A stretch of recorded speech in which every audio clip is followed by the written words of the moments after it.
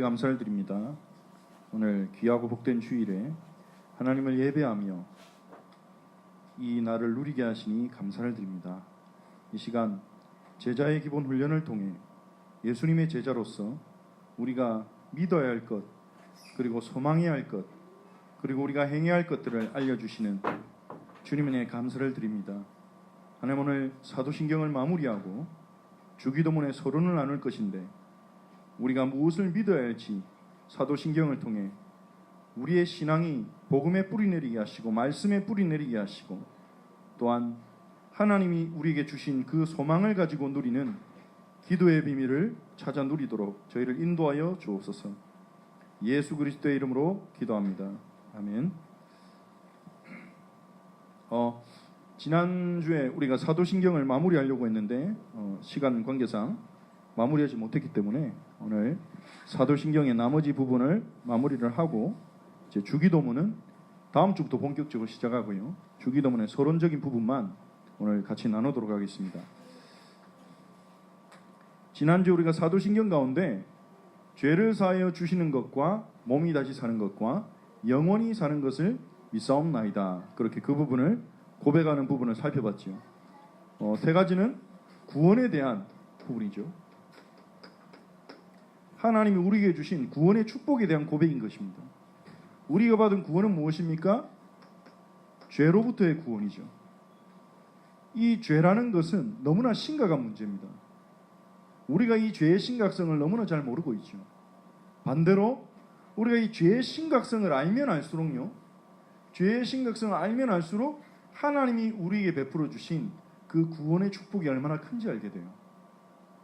하나님 우리에게 베풀어 주신 축복은요, 우리의 힘으로는 도저히 빠져나올 수도 없고 이길 수도 없고 벗어날 수 없는 이 끔찍한 죄의 세력에서 예수님이 단번에 그 피로 건져내신 것인데, 이 죄의 심각성과 파괴성을 모르는 사람들은 이 하나님의 구원의 은혜가 얼마나 큰지도 잘 알지 못하죠. 그래서 성령님, 거룩한 영이신 성령께서는 우리 안에 오시면 우리의 연약함을 드러내서 보게 하세요. 우리가 얼마나 하나님을 떠나서 하나님과 맞지 않고 말씀과 맞지 않는 죄인인지, 얼마나 우리가 타락됐는지, 얼마나 우리가 죄성에 젖어 있는지를 보게 하세요.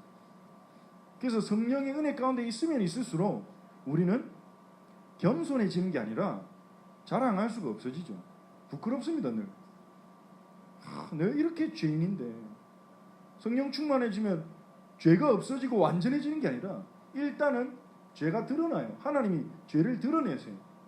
깜깜한데 아무리 쓰레기가 많아도 불이 안 들어와서 깜깜하면 거기가 쓰레기장인지 아닌지 우리는 모릅니다. 근데 불을 딱 켜면 어떻게 됩니까? 다 보이는 거예요. 쓰레기 떨어져 있는 것도 보이고 국물 떨어져 있는 것도 보이고, 보여야 치울 수 있죠. 보여야 내가 이렇게 지저분하게 살았구나 아는 겁니다. 그래서 성령님이 우리 안에 오셔서 드러내 주세요. 그 시간이 좀 고통스러울 수 있습니다. 모르고 죄인 줄 모르고 살았을 때는 차라리 마음이라도 편했는데 이 죄가 드러나니까 내가 이래 약한 존재였나? 이렇게 내가 이기적인 존재였나? 이렇게 내가 하나님과 멀어져 있었나? 드러나는 순간은 고통스러워요. 근데 상처를 고치려면 약을 발라야 되는데 약을 바르면 아프잖아요. 아파도 그게 회복되는 과정 중에 있는 고통이 아닙니까? 그렇다면 우리가 감내해야 되는 거죠. 그래서 성령께서 우리를 드러내시는 그것이 고통스러운 과정이지만 그것도 치료의 과정, 회복의 과정이라고 우리는 믿고 감내하는 것입니다. 감사하는 거죠. 그게 진정으로 드러나야 우리가 진정으로 하나님과 동행하는 참된 거룩이 뭔지, 의가 뭔지 알고 살아갈 수 있게 되는 겁니다. 그래서 이 죄사함의 은혜라는 것은 얼마나 큰지요. 이거를 가볍게 생각하는 경향이 있습니다. 예수님이 십자가 위에서 나를 위해서 죽으시고 나의 죄를 사하셨다. 그 말을 교회 다니는 사람이라면, 개신교인이라면 그 말을 모르거나 안 믿는 사람은 없을 거예요. 근데 문제는요, 내 죄를 사하셨다는 이 말의 무게를 느끼는 것은 다른 겁니다. 사람마다. 어떤 사람은 이 고백 들을 때마다 너무 감사하고 기쁘고, 어떤 사람은 무감동해요. 죄사함 받았다는 사실이 왜 무감동하겠습니까? 죄가 얼마나 심각한지, 자신이 얼마나 심각한 죄인인지를 모르는 거죠. 그 사실을 모르는 겁니다. 자신의 문제를 모르는 겁니다. 그러니까 이 은혜에 대한 감사가 없죠. 자꾸 뭔가를 더 요구하는 거죠. 다른 축복이 뭐가 더 있느냐? 그 찾게 되는 거죠. 하나님은 죄사함뿐만 아니라 죄사함을 넘어서서 우리를 의롭다 하셨습니다. 우리를 의인으로, 예수 그리스도의 의로 말미암아 우리를 의인으로 삼아 주셨어요. 의롭다는 말은 하나님께 인정받은 자. 우리는 우리의 선행과 우리의 노력으로 인정받는 것이 아니라 예수님의 노력과 예수님의 순종과 예수님의 율법 지킴을 믿음으로 예수님의 의로 의롭게 되는 자. 남의 의로 의롭게 되는 자. 이게 복음이죠. 율법은 스스로 의롭게 되어야 된다고 말합니다. 의로운 길을 걸어가라고 말합니다. 맞는 말이죠. 근데 우리는 능력이 없어서 좌절하는 겁니다. 복음은 뭡니까? 남의 의를 가지고 의롭게 된다는 겁니다. 하나님의 아들이신 예수 그리스도를 믿음으로 그리스도의 의로 구원받고 그리스도의 의로 천국 들어가고 그리스도의 의로 하나님과 동행하는 거죠. 그게 구원입니다. 그뿐만 아니라 하나님은 우리를 죄 사하실 뿐만 아니라 우리에게 새로운 생명을 주시는데 이 새로운 생명은 예수님 믿는 순간 우리가 영적으로 거듭난 것으로 끝나는 게 아니라 새로운 몸까지 약속하고 있는 거죠.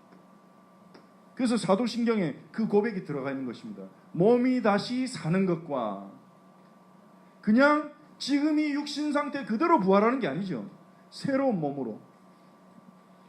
이 새로운 몸은 지금 현재 우리가 가진 몸과 연속성을 가지고 있을 것입니다. 얼굴이 확 바뀌거나 그러진 않을 것입니다. 어쩌면 그런 걸 바라는 분도 계실지 모르겠는데 하나님이 새 몸을 주신 자면 잘생기게 예쁘게 멋있게 확 바꿔주시면 좋겠다. 이 땅에서는 사람들이 돈 들여서라도 성형을 하잖아요. 근데 아니죠.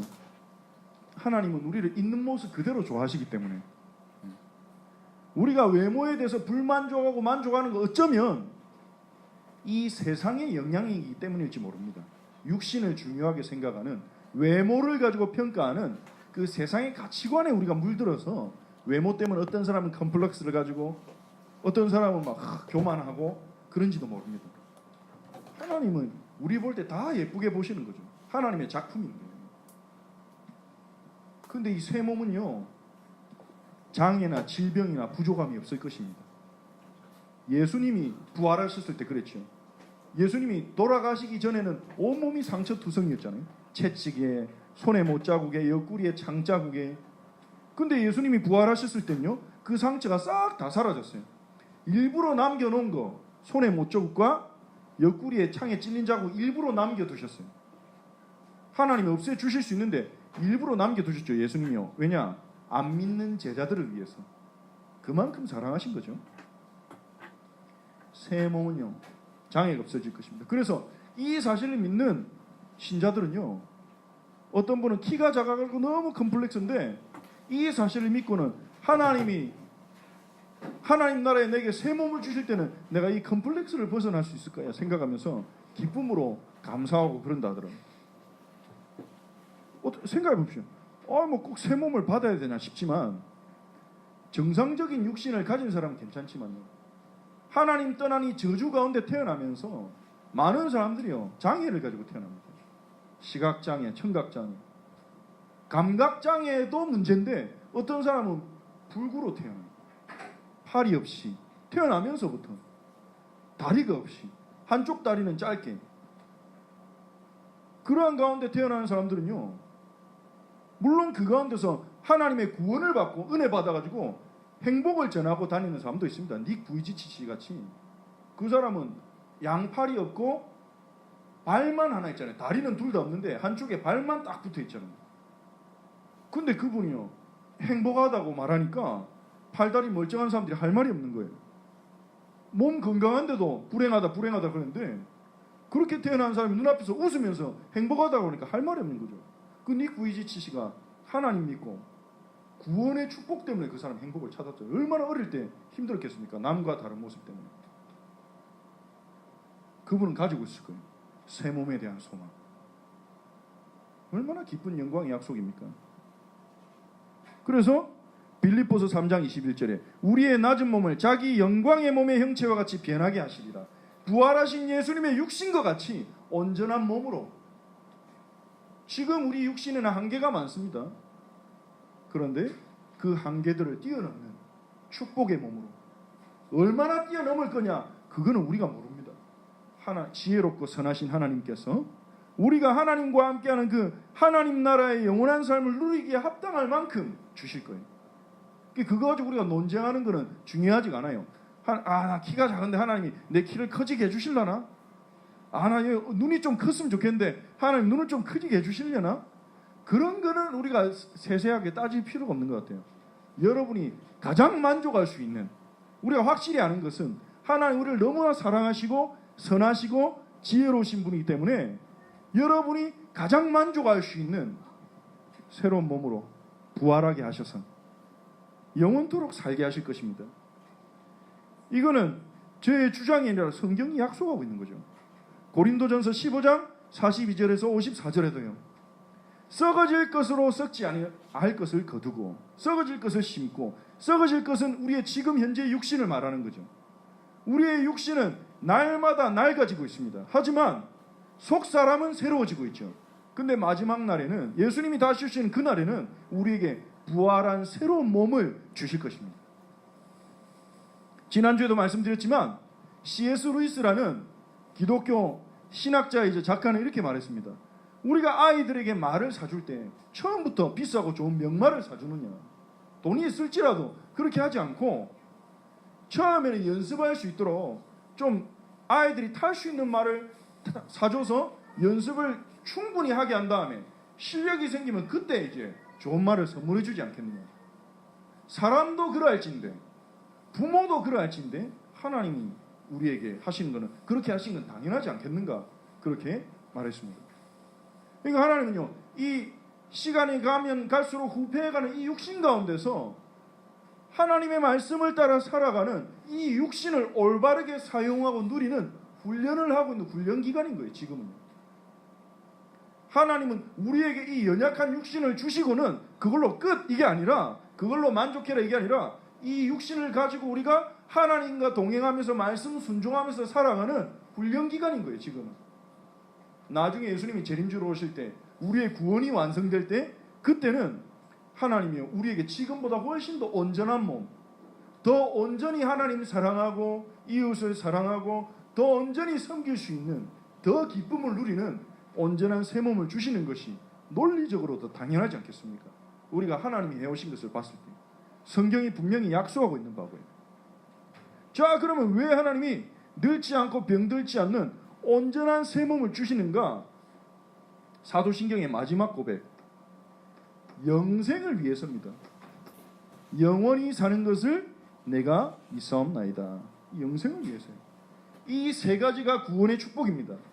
구원은요, 죄 사함 받아 의롭게 되고 장차 새 몸을 받아 영원히 하나님과 함께 사는 축복, 그게 구원입니다.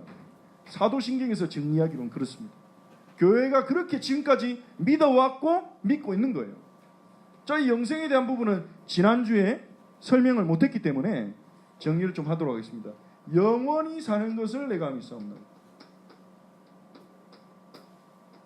자, 영원히 사는 것을 여러분은 꿈꾸고 계십니까?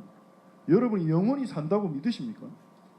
어떤 사람은 영이 돼가지고, 영혼이 돼가지고 영원히 천국에 산다, 그렇게 생각하는 사람도 있는데, 성경은요, 우리가 육신을 가지고 하나님과 영원히 살게 되는 것이, 그게 영생의 축복이라고 그렇게 말하고 있습니다. 근데 이 영생에 대해서 기대를 하고 있는가, 그게 중요하죠. 믿는다면 기대하겠죠. 이 영생에 대해서 믿지 않는 사람들도 많은 생각과 또 꿈이 있습니다. 불신자들도 영원히 살고 싶어하는 꿈이 있죠. 죽지 않고 자기 생명이 이어지고 싶어하는. 그래서 막 영원히 사는 방법을 막 찾은 과학자도 있고 권력자도 있고 돌을 닦는 사람도 굉장히 많았습니다. 물론 그 중에 영원히 사는 사람 한 명도 없죠. 영원히 사는 사람이 있었다면 지금까지 살아있겠죠. 근데 그 사람들도 다 죽었어요. 인간의 힘으로는 할 수 없는 부분이죠. 어떤 무신론자는요, 버트란트 러셀이라는 사람은 이렇게 말했습니다. 영원히 사는 것은 끔찍한 일 아니냐. 진짜 영원히 사는 일이 있다면 왜 끔찍합니까? 지금 자기가 사는 것도 끔찍한데 이 영원히 산다고 생각하는 거니까 더 끔찍한 거예요. 지루한 일일 것이다. 그거는. 그러니까 자기가 이 세상에 사는 인생이 지루하니까 영원히 산다는 거 생각만 해도 뭐 할 거냐 영원히 살면서 그거죠. 영생이 뭔지를 실제로 몰라서 그렇습니다. 근데 일리도 있습니다. 지금 우리가 살아가는 이 세상 속에 지금 우리의 수준을 가지고 계속 산다. 행복하겠습니까? 과연? 지금 우리가 살아가는 이 세상 속에 사람들이 이기심을 가지고 서로 막 경쟁하고 싸우고 범죄 일어나고 환경은 오염되고 우리 자신은 어떻습니까? 우리 자신도 연약하고 속고 이러한 상태로 영원히 산다. 그게 축복이겠습니까? 그래서 어떤 영화나 소설에서는요, 영원히 사는 게 저주라고 그렇게 표현합니다. 계속 고통당하니까. 계속 상처받고. 근데 하나님이 약속한 영생은 그런 게 아니에요. 영생이 뭔지 모르는 거죠. 지금 이 상태로 영원히 사는 게 아닙니다. 다른 종교에서도 다양한 내세관이 있습니다. 최근에 히트한 코코라는 애니메이션이 있는데요. 그 코코라는 애니메이션은 멕시코 남미 쪽의 내세관을 보여줍니다. 그쪽의 내세관은 어떠냐? 사람이 죽으면 얼굴만 해골 뼈다귀 모양이 되지 똑같아요. 이 땅에 사는 삶이랑. 죽은 사람들끼리 마을 모이고 이 땅에 살던 가족끼리 다시 거기서도 가족 돼가지고 만나서 살고 살아있을 때 원수였던 사람은 죽어서도 서로 지지고 볶고 싸우고 이 땅에서 죄를 짓고 다른 사람 해치고 다른 사람 노래 빼앗아가지고 성공한 사람이 죽은 자의 세계에서도 인기 스타 되어 있어요. 막 노래 부르면서 심판도 없고 그냥 희망이겠죠. 그거는 희망이겠죠. 이 땅에서 사랑하는 가족들과 죽어서도 함께 살고 싶다는 희망이 담긴 내세관이겠죠. 어떤 사람은 그 내세관을 좋아할지도 모릅니다. 하지만 사실은 아니죠. 그건 굉장히 무서운 일입니다. 그렇게 된다면. 거기서도 마찬가지일 거 아니에요. 만약에 그 말이 맞다면 죽은 자의 세계에서도 남 속이고 잘 속이고 남의 거 잘 빼앗고 힘센 사람이 거기서도 또 주도한다는 말이잖아요. 그게 사람들의 생각인 거죠. 어떤 사람은 천국을 체험했다 그럽니다. 기독교인 중에 미국의 어떤 어린아이가 그 천국을 체험하고 왔다 이래서 책을 쓰기도 하고 천국 체험에 대한 간증이 많죠. 뭐 갔더니 뭐 어떤 사람 지옥을 보고 왔다. 지옥에 갔더니 그 유명한 사람이 살려달라고 막 부르짖더라. 막 간증도 많이 하고 다니고요. 인터넷에도 그런 거 많이 있더라고 올려진 게. 여러분 그런 거 보지 마세요. 천국 체험, 지옥 체험 그런 거 간증 전혀 보실 가치가 없습니다. 제가 볼 때는. 혹시 보신다면 참고만 하면 됩니다. 하나님이 천국과 지옥을 그러한 특별한 체험을 통해서 우리에게 미리 알려주실 필요가 뭐가 있습니까? 성경으로 충분한데. 천국은 표현할 수가 없습니다. 어떤 표현으로 표현할 수가 없습니다. 우리는요, 천국에 대해서 우리가 소망하고 기대해야 될 것은 따로 있습니다. 그런 사람들의 간증을 통해서 이런 되겠구나 그렇게 상상한 게 아니라 성경이 약속하는 바를 통해서 우리가 기대해야 되는 거예요. 이 영생은요, 단순히 영원히 존재하는 것이 아닙니다. 죽지 않고 계속 살아있는 게 아닙니다. 하나님이 우리에게 주시려고 약속하셨고 우리가 받게 될 영생이란 축복은 뭐냐? 예수 그리스도께서 예수님이 누리시는 최고의 기쁨, 그것을 누리는 것이 영생입니다. 예수님이 누리신 기쁨이에요. 인간이 누리는 기쁨이 아닙니다.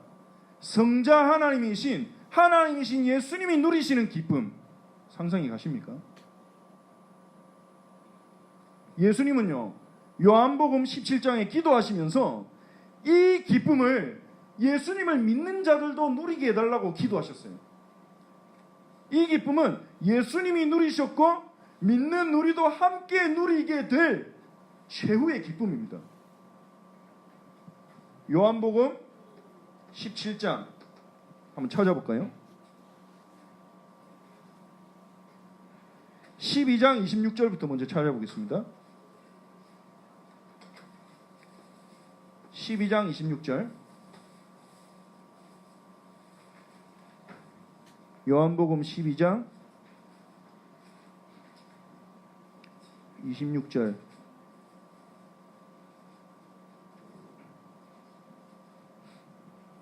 같이 읽겠습니다. 사람이 나를 섬기려면 나를 따르라. 나 있는 곳에 나를 섬기는 자도 거기 있으리니 사람이 나를 섬기면 내 아버지께서 그를 귀히 여기시리라.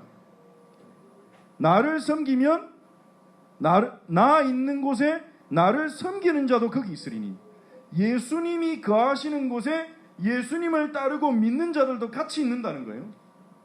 여기서 섬기는 곳이라는 것은요, 어떤 특정한 장소를 말하기보다는요, 예수님이 누리고 있는 기쁨과 영광을 의미합니다. 예수님이 거하는 그 영광, 그 축복의 세계, 기쁨의 세계, 우리의 생각보다 상상보다 훨씬 더 큰 축복의 자리를 말하는 거죠. 요한복음 17장 24절 읽어보겠습니다. 예수님의 기도죠. 요한복음 17장은요, 십자가 지시기 전날에, 십자가에 못 박히시기 전날에 기도하신 기도죠. 요한복음 17장 24절 같이 읽겠습니다. 아버지여, 내게 주신 자도 나 있는 곳에 나와 함께 있어 아버지께서 창세전부터 나를 사랑하심으로 내게 주신 나의 영광을 그들로 보게 하시기를 원하옵나이다. 아멘. 아버지께서 내게 주신 자 누굽니까? 우리죠. 예수님 믿는 자들. 나 있는 곳에 나와 함께 있어 예수님이 거하시는 곳에 함께 거하도록, 그래서 창세전부터 예수님에게 주신 영광을 누리도록 예수님이 기도하셨어요. 이게 하나님이 우리에게 주고자 하는 축복이죠. 그리고 17장 13절에 보십시오. 지금 내가 아버지께로 가오니 내가 세상에서 이 말을 하옵는 것은 그들로 내 기쁨을 그들 안에 충만히 가지게 하려 함이니이다.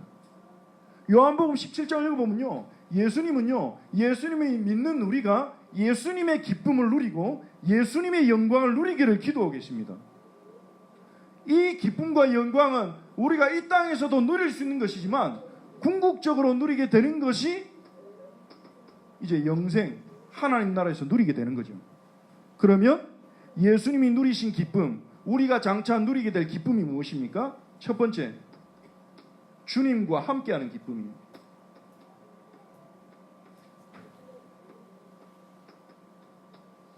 하나님과 함께하는 기쁨. 영생은요, 이 기쁨을 영원히 누리는 것입니다. 여러분, 하나님이 여러분과 함께 하시는 것이, 예수님이 함께 하시는 것이 기쁩니까? 그러면 영생은요, 그게 극대화되고 궁극적으로 누리게 되는 것입니다. 24시 누리게 되는 것입니다. 주님과 함께하는 기쁨을요. 이게 하나님이 우리에게 주고자 하는 거예요. 성삼위 하나님이 영원토록 함께 계셨잖아요.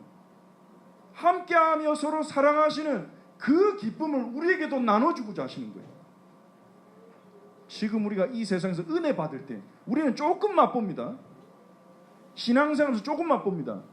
여러분, 예수가 그리스도라는 사실이 믿어질 때, 하나님이 은혜 받을 때 마음속에 하는 기쁨을 맛보신 적이 있습니까? 그 기쁨이 24시간 더 풍성하게 계속되는 것이 하나님 나라요, 그게 영생입니다. 주님과 함께하는 기쁨. 다른 막 어떤 사람 묘사합니다. 천국 가보니까, 천국 체험한 사람들이요, 보석이 꽉 차있고 뭐 금, 다이아몬드, 에메랄드로 돼 있더라. 보석 좋아하는 사람 좋겠죠. 저는 보석 별로 안 좋아하거든요. 돌덩인데 그냥 주면 받겠지만 비싸게 팔 수 있으니까 보석 자체가 좋진 않아요. 그 천국 가가지고 보석 안 좋아하는 사람들은 뭐 그냥 예쁘네 그냥 그러고 넘어가겠죠. 그게 천국의 핵심이 아니에요. 천국의 핵심은, 영생의 핵심은요, 주님과 함께하는 기쁨이 누리는 그곳이라는 거예요. 거기다가 두 번째, 주님과 함께하는 기쁨은 끝나는 게 아니라 주님의 백성과 함께하는 기쁨이에요. 하나님의 사람들과 주님과 나만 있는 게 아니라 예수님을 믿는 하나님의 사람들과 함께하는 기쁨. 여러분, 교회에서 성도들 만나는 게 기쁩니까? 안 기쁠 수도 있어요. 가끔씩 싸우고 나면 오해하고 속상하고 이러면 이러면서 잠시 안 기쁠 수도 있죠. 근데 정말 우리가 구원받았다면 볼수록 귀하잖아요. 볼수록 귀하죠. 같이 성령 충만 받고 은혜 받다 보면 일체감이 느껴진다니까요. 성도들은요. 우리가 함께 하나님의 백성이구나, 하나님의 자녀구나, 이게 느껴진다니까요. 주님의 백성들과 온전한 관계를 누리게 되는 것입니다. 주님과 함께하는 기쁨, 주님의 백성과 함께하는 기쁨. 그리고 하나님 나라 영생은 무엇입니까? 모든 좌절과 고통이 끝나고 참된 만족을 누리는 기쁨. 여기는 불만족한 것은 없게 될 것입니다. 모든 고통과 수고가 끝나고 참된 만족을 누리는 기쁨이죠. 요한계시록 21장 3절 4절을 한번 찾아보겠습니다.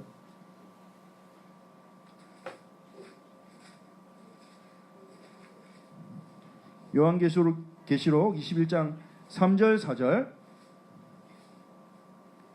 우리 같이 합독하겠습니다. 내가 들으니 보좌에서 큰 음성이 나서 이르되 보라, 하나님의 장막이 사람들과 함께 있으며 하나님이 그들과 함께 계시리니 그들은 하나님의 백성이 되고 하나님은 친히 그들과 함께 계셔서 모든 눈물을 그 눈에서 닦아주시니 다시는 사망이 없고 애통하는 것이나 곡하는 것이나 아픈 것이 다시 있지 아니하리니 처음 것들이 다 지나갔음이로라. 아멘. 하나님과 함께하는 기쁨, 하나님의 백성이 되어서 하나님과 함께하는 기쁨.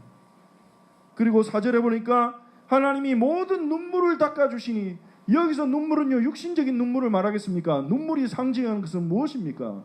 고통, 수고, 불만족, 불안, 염려, 걱정, 눈물 속에 그게 다 들어있잖아요. 눈물은 그것들을 총체적으로 상징하는 것입니다. 하나님 나라에서 우리는 만족하지 못하는 것이 없게 될 것입니다. 다 만족스러울 거예요. 수고와 고통과 괴로움이 없어질 것입니다. 병도 없습니다. 아픈 것이 없으리니 다시 죽는 것도 없습니다. 사망이 없고 애통하고 고가는 것도 없습니다.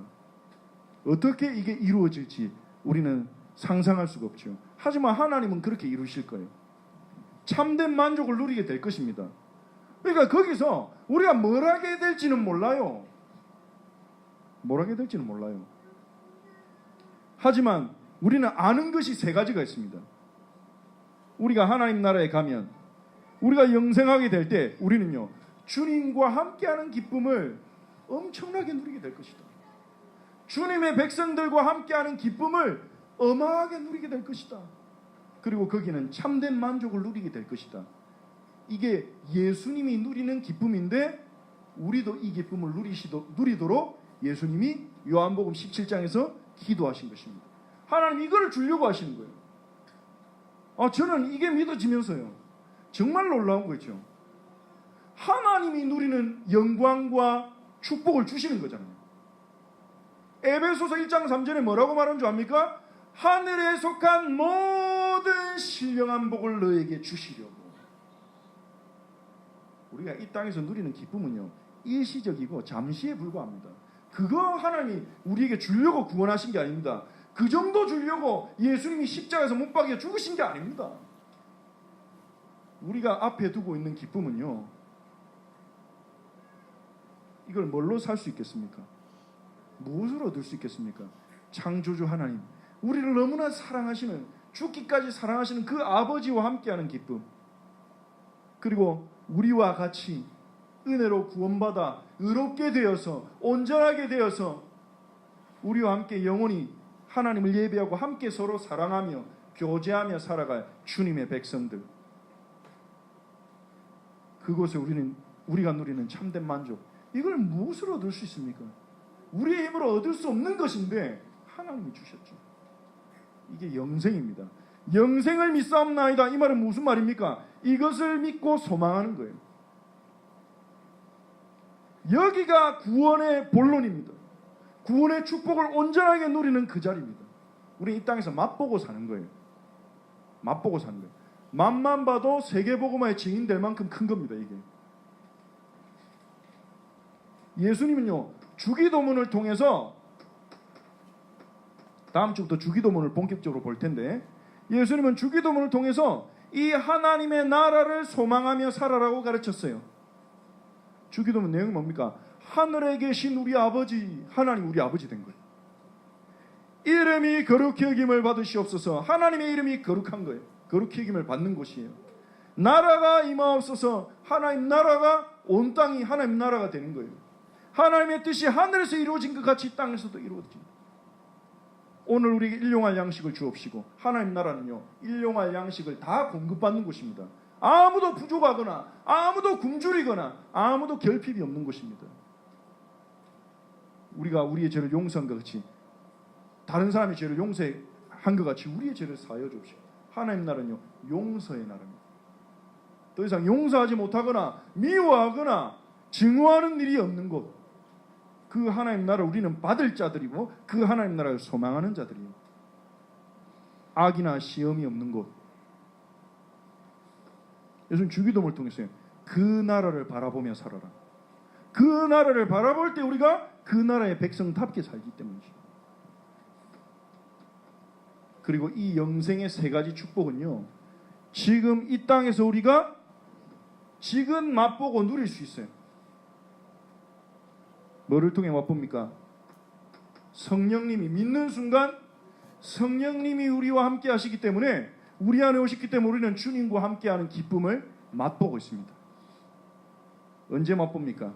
예배할 때, 예배 드릴 때, 찬양할 때, 기도할 때, 복음 전할 때 주님과 함께하는 기쁨을 우리는요 맛봐요. 항상은 아니지만 계속 맛보고 있죠. 이 기쁨을 맛본 사람은 계속 맛보고 싶어서 그 은혜에 갈급해져서 계속 더 구하게 되는 것입니다. 예배를 더 사모하게 되는 거예요. 이 맛을 보면. 이 맛을 보지 못한 사람은요, 예배는 형식적으로 드릴 수밖에 없어요. 예배 많이 드리면 힘들고. 근데 이 맛을 본 사람은요, 예배 드리고 또 드린다면 또 드리고 싶어요. 말씀 듣고 또 듣는다면 또 듣고 싶고. 맛을 보면 무슨 맛입니까? 주님과 함께하는 맛이에요. 주님과 함께하는 그 기쁨을 우리는 맛보는 것입니다. 복음 전할 때요, 주님과 함께하는 기쁨을 엄청나게 맛봅니다. 왜 그렇습니까? 전도하는 일은요, 내 힘으로 할 수가 없어요. 한 영혼을 복음 전하려면요, 기도하면서 예수님의 권세로 그 사람을 잡고 있는 흑암의 권세가 꺾이는 것을 봐야 돼요. 그걸 놓고 계속 기도해요.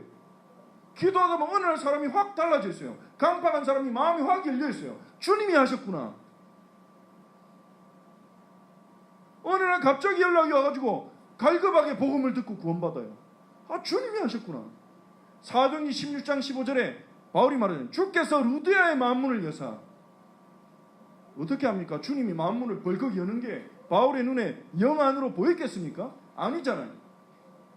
루디아가 너무 말씀을 잘 받아들이고 복음을 믿으니까 바울이 안 것입니다. 주께서 이 루디아의 만문을 열어놓으셨구나. 내가 오늘 설명을 잘했구나. 이게 아니라 주께서 만문을 열어놓으셨구나. 복음 전하는 사람이 별의별 신기한 체험을 다 합니다. 전도에 방향 맞추고 살아갑니다. 어떤 분은요, 새벽기도 가다가 새벽기도 앞에 책이 떨어져 있어요. 누가 떨어뜨린 건지도 몰라요.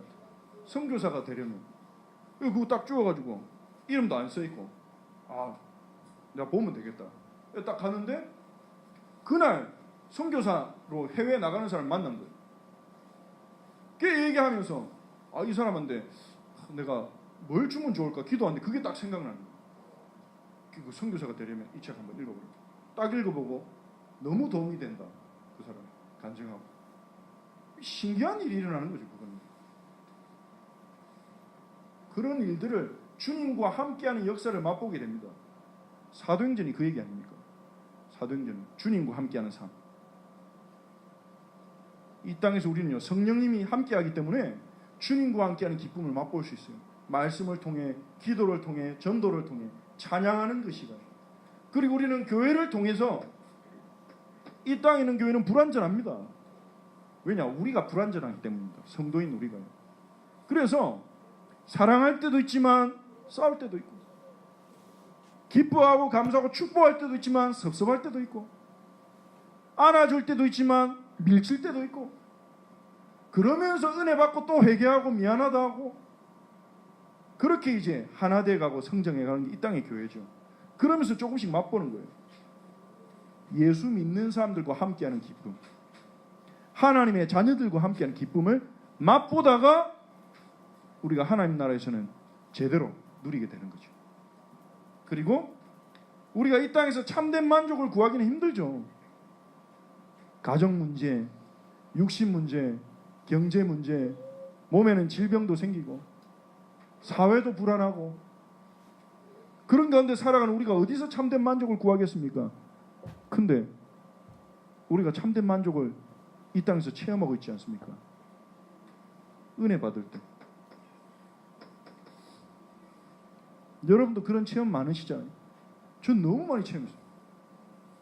문제가 많아가지고 막 고민하고 이걸 어떻게 해결하지? 이러고 교회 갔는데 예배 드리면서 말씀 듣고 기도하는 사이에 다 날아가 버렸어요. 다 나갈라 버려요. 뭐가 문제였지 그게? 내가 하나님의 자녀인데, 하나님이 나와 함께 하시는데 뭐가 문제지? 싹 다 나가 버려요. 문제가 아니에요. 다시 생각해 보니까 하나님 은혜 받으니까 다 감사해요. 은혜 속에서 우리는 참된 만족을 맛보고 있는 것입니다.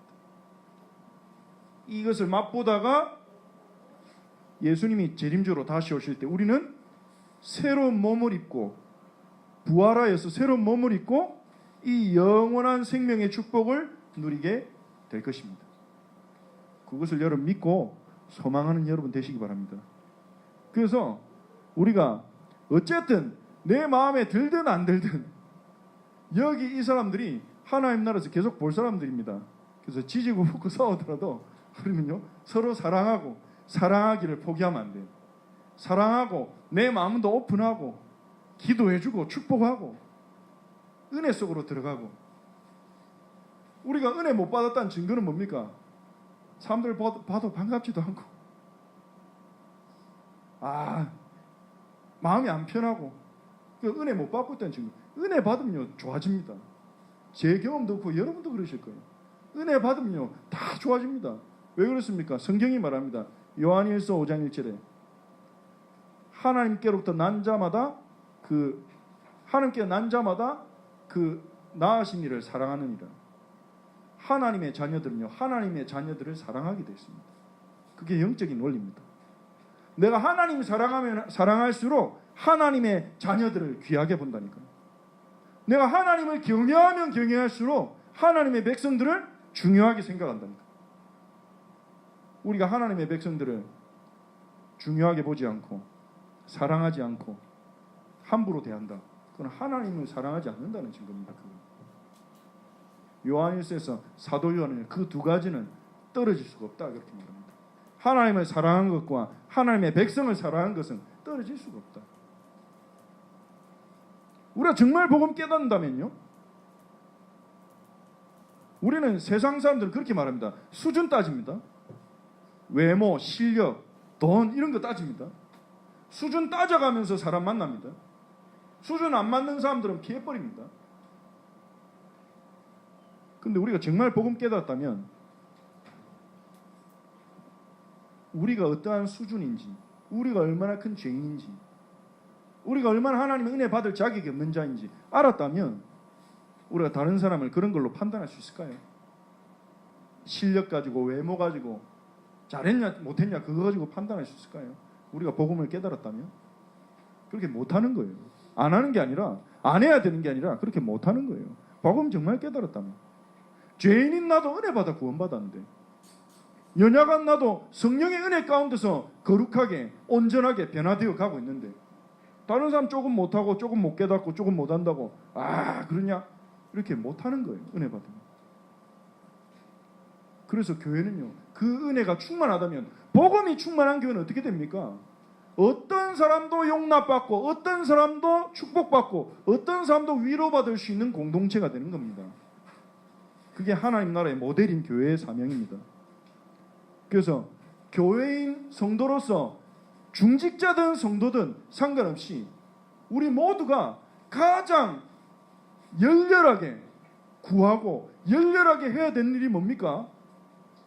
복음 깨닫고 은혜 받는 거예요. 그게 우리에게 가장 중요한 일입니다. 1순위입니다. 복음 사모하고 복음 깨닫고 복음 누리고 은혜 받는 거예요. 이게 우리 되게 하는 겁니다.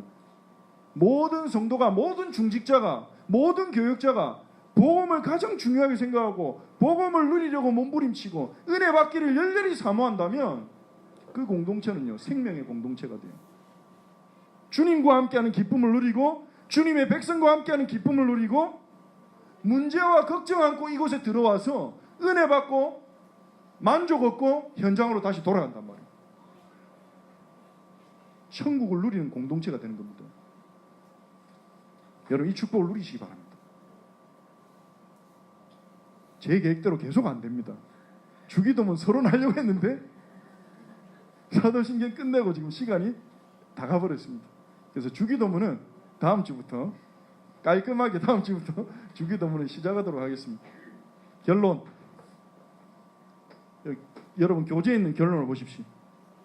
하나님이 주신 것을 믿고 누릴 것인가? 아니면 세상적인 욕망과 야망을 복음 안에서 추구할 것인가? 복음 안에서 추구할 것인가? 뭐 결론은 났죠. 하나님이 주신 것을 누리는 우리 성도님들이 되시길 바랍니다. 우리 같이 한번 기도하고 마치겠습니다. 우리 주신 말씀 붙잡고 기도합니다. 하나님께 감사를 드립니다. 우리에게 주신 이 구원의 축복이 얼마나 큰지 알게 하여 주시옵소서. 하나님, 우리의 죄를 사하여 주시고 예수 그리스도를 통해 우리의 죄를 사하여 주시고 우리를 의롭게 하시고 하나님, 우리의 몸이 다시 사는 온전한 새 몸을 우리를 위해 준비하시고 그 새 몸을 가지고 영원히 사는 영원한 생명을 준비해 놓으신 하나님, 우리가 이러한 구원의 축복을 받을 자격도 없고 아무 조건도 없음에도 불구하고 이 놀라운 선물을, 하늘에 속한 모든 신령한 복을 우리에게 주시려고 모든 것을 이루신 주님, 주님의 은혜와 사랑에 감사를 드립니다. 우리가 이 땅에서 정말 주님과 함께하는 기쁨을, 주님의 백성과 함께하는 기쁨을, 은혜 속에 있는 참된 만족을 누리다가 영원한 그 축복을 누리는 그날을 소망하며 살아가도록 저희를 인도하여 주시옵소서. 하나님, 저희 교회가 정말 성령님을 통해 말씀과 기도와 전도를 통해 주님과 함께하는 기쁨을 누리도록 성도들을 축복하시며, 하나님, 우리 교회를 통해서 서로 사랑하고 섬기고 살리는 주님의 백성과 함께하는 기쁨을 맛보는 저희 교회가 되게 하시며, 하나님이 주시는 은혜 속에서 어떤 문제와 상황도 뛰어넘는 참된 만족을 누리게 하여 주옵소서. 사도신경을 통해 하나님이 우리에게 주신 것, 우리가 믿어야 할 것이 무엇인지 하나님 알려주시고 정리하게 하시니 감사를 드립니다. 하나님이 주신 것을 믿고 누리는 저희가 되게 하여 주옵소서. 감사드리며 주 예수 그리스도의 이름으로 기도합니다. 아멘.